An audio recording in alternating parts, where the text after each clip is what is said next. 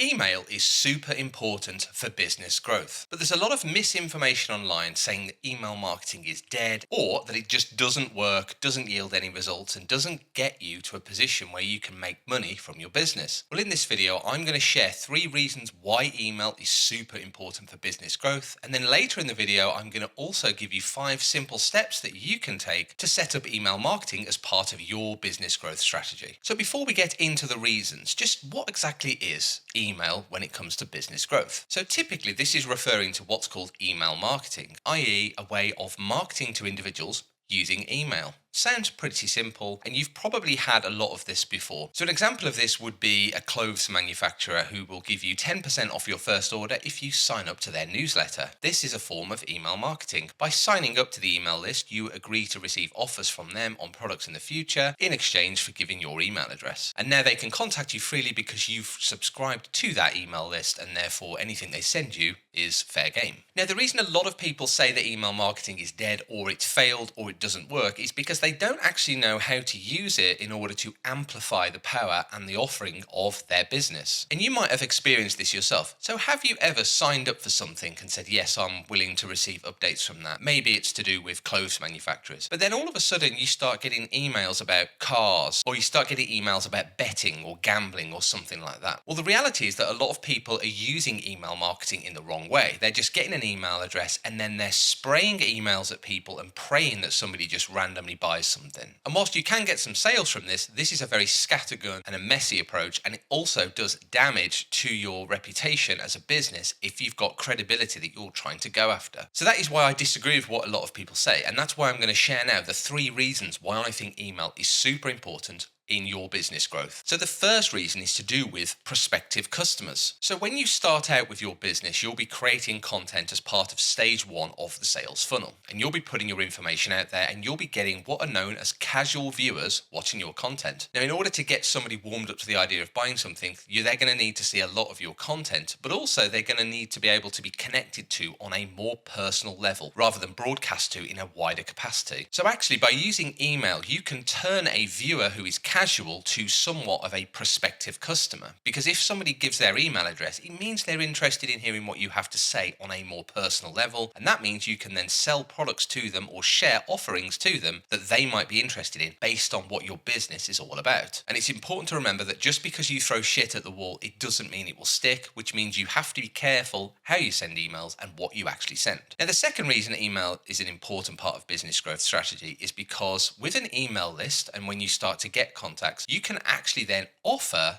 things that are similar in nature to what you offer with your other business offerings. So for example, if I have a business that solves back pain because I've got stretches and systems that help you alleviate the pressures of back pain, and then I decided to launch another product, which is a full-blown physiotherapy program that will mean you will never have back pain again, well, those are 2 separate products, 2 separate offers. But because they're all around back pain, I have an opportunity then to use my email list to market the second product to someone who has subscribed to the email list. And because that product offering is not completely alien to the user, they are more than likely going to be willing to listen or even sign up to it, which means I can skip a large part of the sales funnel at the very top. Again, I'm going to reiterate it now. This isn't an opportunity to just spray emails at people. So because somebody signed up for a back pain solution, it doesn't mean you should then start pitching sports cars to them or betting or gambling or crypto or something else. It needs to be aligned to what your core message is and the problems that you solve. Now, the third reason why email is super important is probably the most important of all 3, and that is to do with the monopolization of social media platforms. So if you have a social media account or you watch any large social media account online, have you ever wondered, well, what would happen if that platform just suddenly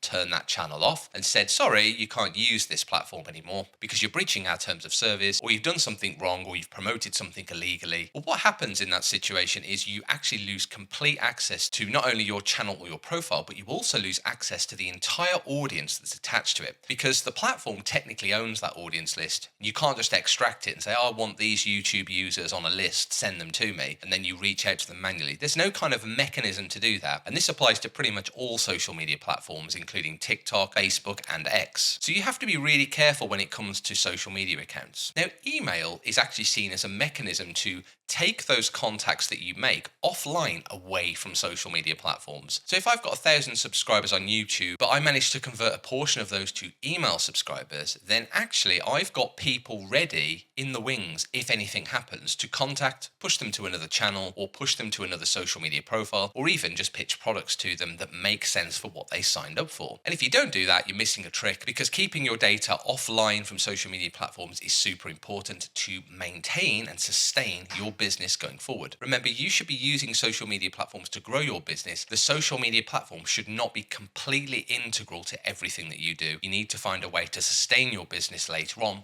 without the social media platforms in case they're not available, or maybe they get bought out or sold or decommissioned. So with those 3 reasons in mind, I'm now going to explain to you 5 very simple steps that you could take to integrate email marketing into your business. So the first step in order to do this is you need to have something that you can exchange for value or information. So if you want somebody's email address, you're going to need to offer them something that they are going to get value from, and it's got to be valuable enough for them to give up their email address. So if I just randomly went and started asking people for emails, it wouldn't happen. They just won't give it. But if I offer somebody a free product or a free guide or a free template or a free system or even a free subscription or access to something, they are going to be willing to part with that in exchange for an email address, given that the email address doesn't really cost money. And if they really hate what you're offering, they can always unsubscribe anyway. So the first step is to actually create this lead magnet. And that lead magnet is what is going to drive somebody to give their email address. So you should make this really high quality. You shouldn't skimp on this. And this should be an extension of what your business is really all about. So from the back pain example that we've used before, if I was offering a service that solves back pain issues, I would then create maybe a PDF guide or something like that that shows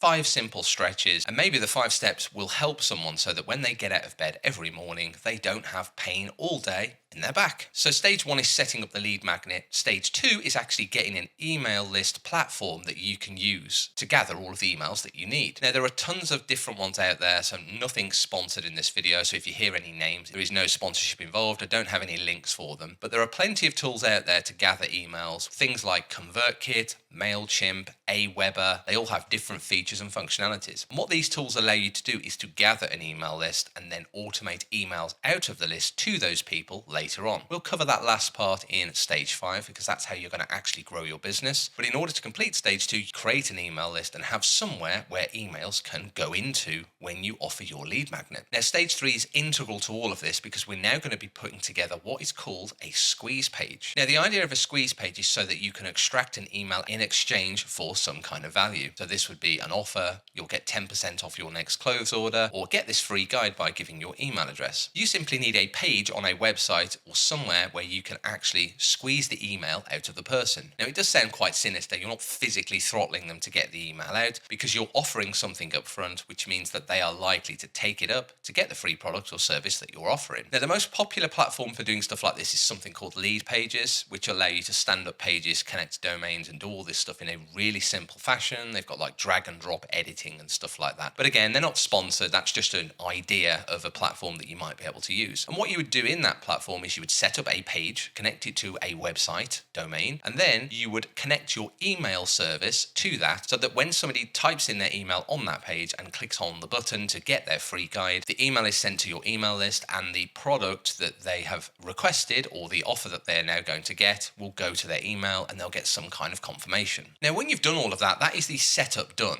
The next 2 steps are more about getting people to actually do the actions that you require and making business sales out of it. So this is step 4 now, and this is to actually promote your lead magnet link. So now we've got a page where we can get the email and we can give the lead magnet that we offered earlier. We now need to start putting that in content. So you should now make content around that idea, around what the lead magnet might be about, and then you can drop those calls to action in the videos themselves to ask the user to click on the link in the description below if they want to get access to the free guide that will help them get rid of back pain. And then all they will do is then click on that link, you will get their email, they will get their guide, and everybody's happy, and you've got what you need for the next step in this, which is step 5. And this final step is actually about now using the emails that you have to drive business growth. Now, doing this takes some practice, but you can set up all sorts of email automations and campaigns within the email marketing tool itself. So once you have a list of emails that you can go after, you can now target them in any way you want. You can create engaging story emails, you can create product marketing specific emails, and in all of those or some of them, you can choose whether to put links to your official paid products, services, your buy pages, your sales pages. You could also use it as a mechanism to funnel people to your other content, to grow more awareness about what you do. There's tons of things you can do once you have the email list. Some things to consider here. Remember, when you're doing the emails, you need to be concise. You need to still come across as your brand or business. Once you've got someone's email address, it's no guarantee of a sale. It's just part of a sales funnel process. The number of emails that you send will often determine how many people will sign up to whatever it is you're offering in them. But just remember, you can easily lose email subscribers if you piss them off